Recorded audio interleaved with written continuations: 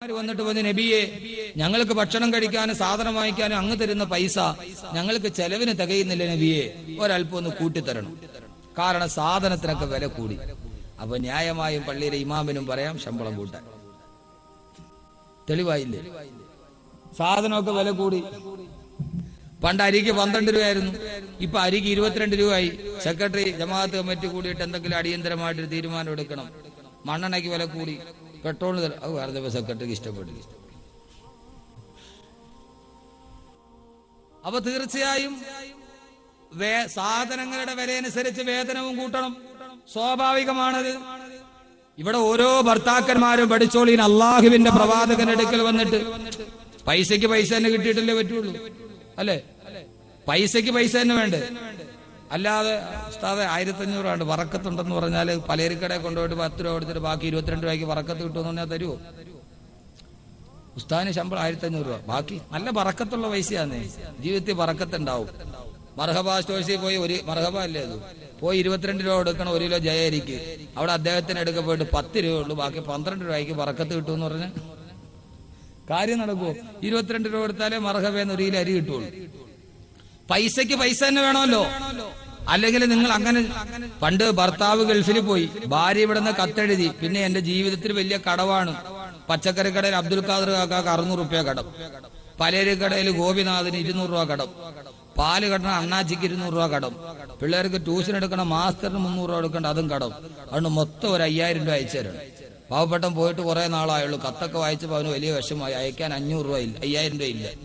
അപ്പൊ അവൻ തിരിച്ച് കത്തെഴുതി ഭാര്യയോട്, നീ തൽക്കാലം ക്ഷമിക്കുക, പൈസയൊന്നും ആയിട്ടില്ല, 5000 രൂപ അയക്കാനില്ല, അതുകൊണ്ട് നിനക്ക് അത്യാവശ്യമായിട്ട് തൽക്കാലത്തേക്ക് ഒരു 5000 ചുംബനങ്ങൾ അയച്ചു തരികയാണ്.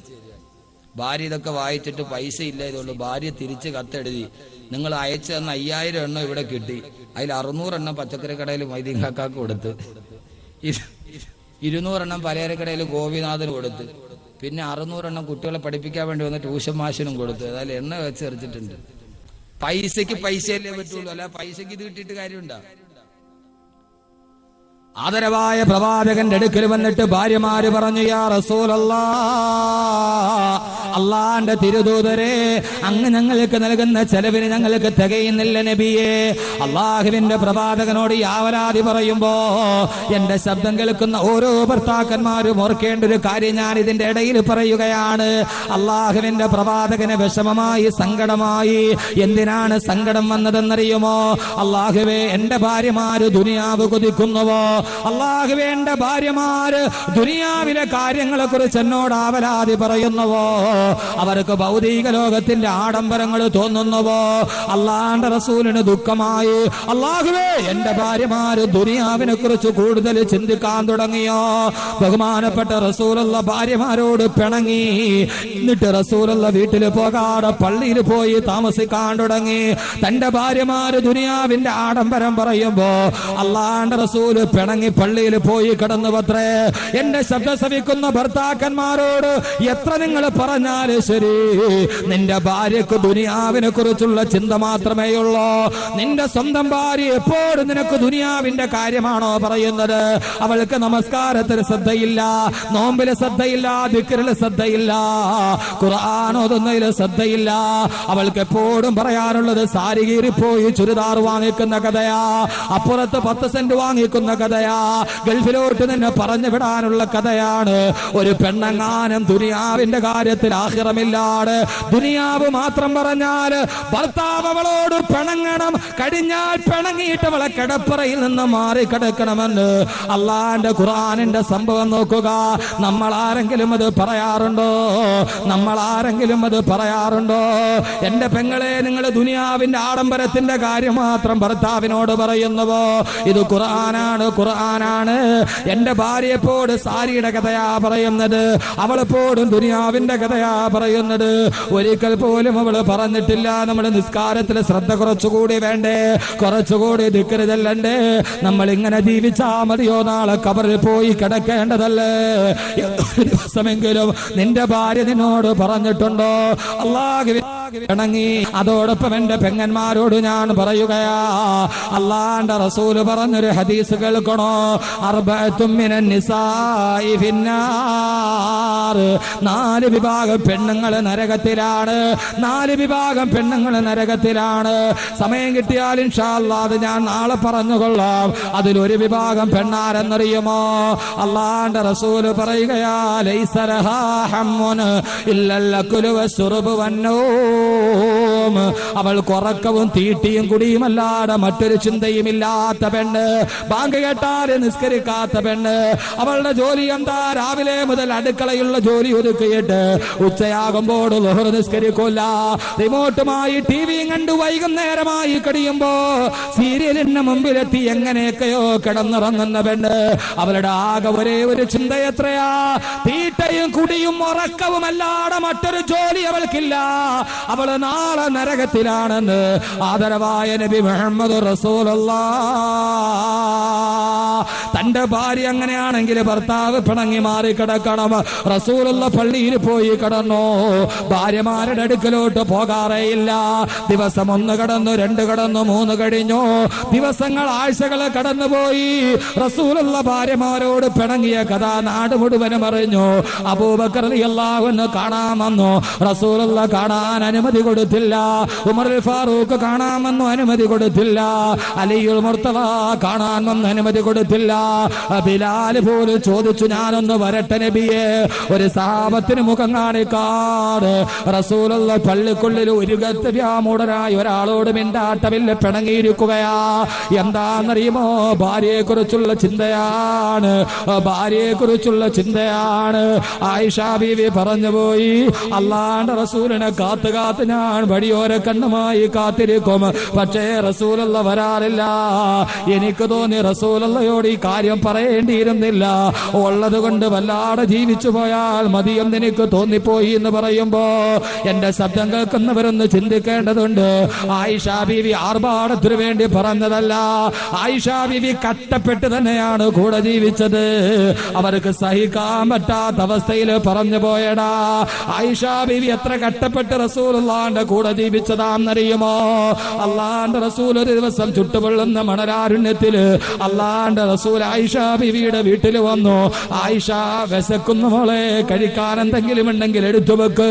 അല്ലാഹുവിന്റെ റസൂലിന്റെ പ്രിയപ്പെട്ട സഹധർമ്മിണി വീട്ടിന്റെ ഉള്ളിലോട്ട് കടന്നു ചെന്നു. അടുക്കളപ്പുറത്ത് ചെല്ലുമ്പോൾ ഒരു കാരക്ക പോലും കഴിക്കാനില്ലാതെ റസൂലുള്ള കാത്തു നിൽക്കുകയാണ്. എന്തെങ്കിലും തിന്നാൻ കിട്ടുമെന്ന് കരുതി. കുറെ കഴിയുമ്പോൾ ഒരു പൊട്ടിക്കരച്ചിലാണ് കേൾക്കുന്നത്. നോക്കുമ്പോൾ ആയിഷ ബീവി മുഖം കുനിച്ചു നിന്ന് തിങ്ങി തിങ്ങി കരയുകയാണ്. അല്ലാഹുവിന്റെ റസൂൽ ഓടിച്ചെന്ന് ആയിഷ ബീവിയുടെ താടിയിൽ പിടിച്ചുയർത്തുമ്പോ 2 കണ്ണുകളിലൂടെ കണ്ണുനീര് തടം തെല്ലിയാത്തെടുക്കുകയാണ്. അല്ലാഹുവിന്റെ റസൂൽ ചോദിച്ചു, എന്താ ആയിഷ? റസൂലുള്ളയോട് പറയുന്നു, യാ റസൂലല്ലാഹ്, അങ്ങ് വിശന്ന് വരുന്നെന്റെ മുമ്പിൽ വന്ന് നിന്നിട്ട് എന്തെങ്കിലും കഴിക്കാൻ തോന്നുമ്പോ തരാൻ എന്റെ കയ്യിൽ ഒരു ഈത്തപ്പഴ മരത്തിന്റെ കുരു പോലുമില്ല നബിയേ. തന്റെ ഭർത്താവ് പൊരിഞ്ഞ വയറുമായി വന്ന് നിൽക്കുമ്പോ എടുത്തു കൊടുക്കാൻ ഒരു കാരക്ക പോലും കയ്യിലില്ലാതെ ആയിഷ ബീവി കരയുമ്പോ അല്ലാഹുവിന്റെ റസൂൽ പറഞ്ഞു, ആയിഷ കരയണ്ട മോളെ, ഇന്ന് കഴിക്കാനൊന്നുമില്ലെങ്കിൽ ഞാൻ സുന്നത്ത് നോമ്പ് പിടിച്ചുകൊള്ളാം. ആയിഷ, കഴിക്കാൻ ഒരു നേരം ഭക്ഷണമില്ലാതിട്ട് സുന്നത്ത് നോമ്പ് പിടിച്ചൊരു നായകന്റെ കഥ പറയാനുണ്ടെങ്കിൽ ഇത്രയ്ക്ക് കഷ്ടപ്പെട്ടാണ് അവര് ജീവിച്ചത്. അല്ലാഹുവിന്റെ റസൂലിന്റെ വഫാത്തിന് ശേഷം ബഹുമാനപ്പെട്ട ആയിഷ ബീവി റളിയല്ലാഹു അൻഹാ മസ്റൂഖ് റളിയല്ലാഹു അൻഹു വീട്ടിലെത്തി. ആയിഷ ബീവി മസ്റൂഖ് റളിയല്ലാഹു തആല അൻഹുവിന് ഭക്ഷണം കൊടുക്കുകയാണ്. മസ്റൂഖ് റളിയല്ലാഹു അൻഹു ഭക്ഷണം കഴിക്കുമ്പോ ആയിഷ ബീവി റളിയല്ലാഹു തആല അൻഹയുടെ കണ്ണിലൂടെ കണ്ണുനീര് തടം തെല്ലിയാത്തൊടുക്കുന്നു. തന്റെ ഭർത്താവിന്റെ മരണശേഷം ആയിഷ ബീവി ഭക്ഷണം കൊടുക്കുകയാണ്. മസ്റൂഖിന് കണ്ണിലൂടെ കണ്ണുനീര് പ്രവഹിക്കുകയാണ്, ഒരു തൊടല് പോലെ. മസ്റൂഖ് ചോദിച്ചു, എന്തിനാ ഉമ്മുൽ മുഅ്മിനീൻ കരയുന്നത് എന്തിനാ? ആ സമയത്ത് ആയിഷ ബീവി കരഞ്ഞുകൊണ്ട് പറഞ്ഞത് എന്താണെന്നറിയുമോ പെങ്ങളെ? മസ്റൂഖ്, അൽഹംദുലില്ലാഹ്, അല്ലാഹു നമുക്ക് എത്രയോ അനുഗ്രഹം ചെയ്തിട്ടുണ്ട്. ഇന്ന് നമുക്ക് ധാരാളമായി കഴിക്കാനുള്ള ഭക്ഷണം നമ്മുടെ മുമ്പിലുണ്ട്. 10 പേര് വന്നാലും എടുത്തു വിളമ്പി കൊടുക്കാൻ ആയിഷയുടെ വീട്ടില് ഭക്ഷണമുണ്ട്. പക്ഷേ നീ ഇവിടെ ഇരുന്ന് ഭക്ഷണം കഴിക്കുമ്പോ ഞാൻ എന്റെ റസൂലുള്ളാഹിനെ ഓർത്തുപോയി. എന്റെ ഭർത്താവ് ഭർത്താവിനെ കുറിച്ചുള്ള ജീവിതം ഞാൻ ഓർത്തുപോയി. എന്റെ ഭർത്താവ് എന്റെ മുമ്പിൽ പൊരിഞ്ഞ വയറുമായി വന്നിട്ട് ഒരു കാരക്കയുടെ കീറെടുത്ത് കൊടുക്കാൻ എന്റെ വീട്ടിലുണ്ടായിരുന്നില്ല. ആ കാര്യം ഞാൻ ഓർത്തുപോയി. ഇന്ന് എത്രയോ സുഭിക്ഷതയാണ് നമുക്കെന്ന് പറഞ്ഞ ആയിഷ ബീവി പൊട്ടിക്കരഞ്ഞു പോയിട്ടുണ്ട്. അത്രയേറെ കട്ടപ്പാടിലും പട്ടിണിയിലും പരിവട്ടത്തിലും കഴിഞ്ഞ ബഹുമാനപ്പെട്ട ബീവി ആയിഷ റളിയല്ലാഹു തആല അൻഹ ആഡംബരത്തിന് വേണ്ടി പറഞ്ഞതല്ല, ആർഭാടത്തിന് വേണ്ടി ചോദിച്ചതല്ല, സഹിക്കാൻ കഴിയാതെ പറഞ്ഞു പോയതാണ്. റസൂലുള്ളാഹിയുടെ വിയോഗാനന്തരം ആയിഷ ബീവി കൂട്ടുകാരികളോട് സംസാരിച്ചു കൊണ്ടിരിക്കുകയാണ്. ആ സമയത്ത് ആയിഷ ബീവി പറഞ്ഞു, ഒരിക്കൽ വല്ലാത്ത സന്ധ്യാസമയം വെളിച്ചമില്ല, ഞാൻ തുന്നിക്കൊണ്ടിരിക്കുകയാണ് സൂചി കൊണ്ട്. ആ സൂചി എന്റെ വിരലിൽ തുളച്ചു കയറി, എന്റെ വിരലിലൂടെ രക്തം പ്രവഹിക്കാൻ തുടങ്ങി. ഞാൻ ഓടിച്ചെന്ന് റസൂലുള്ളാഹിയോട് ആവലാതി പറഞ്ഞപ്പോ അള്ളാന്റെ റസൂൽ ഇവിടുത്തെ ഉമിനീരെന്റെ മുറിവിൽ തൊട്ടു തന്നപ്പോ എന്റെ മുറിവ് മുഴുവനും ഭേദമായി പോയി. ഇത് കേട്ട കൂട്ടുകാരി വെറുതെ ചോദിച്ചവത്രേ, ആയിഷ ഇരുട്ട് നേരത്ത് നോക്കിയത് കൊണ്ടല്ലേ കയ്യിൽ സൂചി കയറിയത്, നിനക്ക് ആ സമയത്തൊന്ന് വിളക്ക് കത്തിച്ചിട്ട് നോക്കിക്കൂടായിരുന്നോ? ഓ സമയത്ത് ആയിഷ ബീവി പറഞ്ഞ മറുപടി എന്തെന്നറിയുമോ സഹോദരങ്ങളെ? ആയിഷ ബീവി പറയുകയാണ്, എന്താ ചോദിച്ചത്? വിളക്ക് കത്തിച്ചിട്ട് നോക്കുവാനോ? ഞങ്ങളുടെ വീട്ടിൽ ആ സമയത്ത് വിളക്ക് കത്തിക്കാനുള്ള മണ്ണ ഉണ്ടായിരുന്നെങ്കിൽ അത് കുടിച്ചിട്ട് ഞങ്ങളുടെ ദാഹം തീർക്കുമായിരുന്നു. വിളക്ക് കത്തിക്കാൻ എണ്ണ പോയിട്ട് കുടിക്കാനുള്ള പച്ചവെള്ളം പോലും വീട്ടിലില്ലാത്ത അവസ്ഥ. രാത്രിയിൽ വിളക്ക് കത്തിക്കാൻ എണ്ണയില്ലാതെ ഇരുട്ടത്തിരുന്ന് ജീവിച്ച ഒരു ഭാര്യയും ഭർത്താവും അള്ളാഹു നമ്മളെ അങ്ങനെ ആക്കട്ടെ. സന്തോഷത്തിലും സന്താപത്തിലും ഉള്ളപ്പോഴും ഇല്ലാത്തപ്പോഴും ഇല്ലായ്മകളുടെയും വല്ലായ്മകളുടെയും നടുവിൽ കൈപിടിച്ച് ജീവിതത്തിലോട്ട് കടന്നു വരുമ്പോ ഭർത്താവിന്റെ എല്ലാ ഇല്ലായ്മകളിലും ഓരം പറ്റി ചേർന്ന് നടന്ന ബഹുമാനപ്പെട്ട ബീവി ആയിഷ റളിയല്ലാഹു തആല അൻഹ, ബീവി ആയിഷ റളിയല്ലാഹു തആല അൻഹ ഇല്ലായ്മ കൊണ്ട് ചോദിച്ചു പോയതാണ്. ആയിഷ ബീവി പറഞ്ഞു, റസൂലുള്ളാഹിയോട് ചോദിക്കണ്ട എന്ന് ഞങ്ങൾക്ക് തോന്നിപ്പോയി. റസൂലുള്ള ദുഃഖത്തോടെ പള്ളിയിലിരിക്കുമ്പോ അതാ റസൂലുള്ളാഹിയുടെ നെറ്റിത്തടത്തിൽ വിയർപ്പ് കണങ്ങൾ ഒരുമിച്ച് കൂടാൻ തുടങ്ങി. അതാ ദിവ്യബോധനത്തിന്റെ വെളിപാടുമായി റൂഹുൽ അമീൻ മലക്ക് ജിബ്രീൽ അലൈഹിസ്സലാത്തു വസ്സലാം ആഗതനാവുകയാണ്. അല്ലാഹുവിന്റെ പ്രവാചകനോട് സൂറത്തുൽ അഹ്സാബിന്റെ ആയത്തിറങ്ങി, നബിയേ, ഓ നബിയേ പറഞ്ഞു കൊടുക്ക് നബിയേ, യാ അയ്യുഹൻ നബിയു കുല്ലി അസ്വാജിക വബനാതിക വനിസാഇൽ മുഅ്മിനീൻ, യാ അയ്യുഹൻ നബിയു കുല്ലി അസ്വാജിക ഇൻ കുന്തുന്ന തുരിദിനൽ ഹയാത ദുനിയാ വസീനതഹാ ഫതആലൈന ഉമത്തിഉകുന്ന വഉസർരിഹുകുന്ന സറാഹൻ ജമീലാ. ഓ നബിയേ, അങ്ങയുടെ ഭാര്യമാരോട് പറഞ്ഞു കൊടുക്കൂ, ഇൻകുന്തുന്ന തുരിദിനൽ ഹയാത ദുനിയാ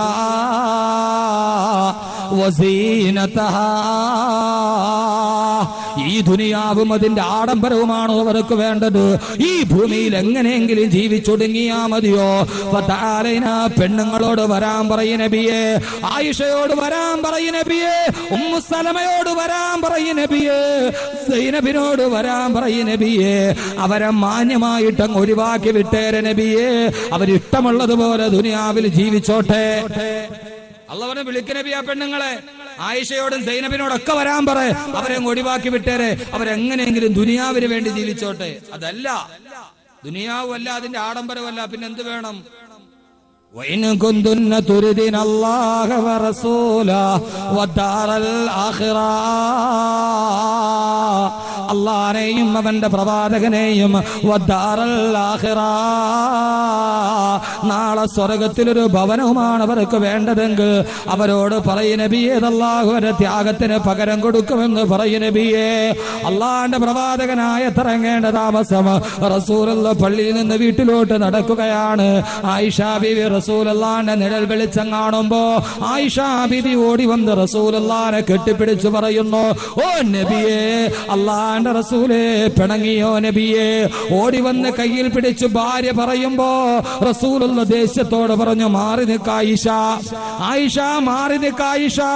പേടിയോടെ ആയിഷ ബീവി മാറി നിന്നു.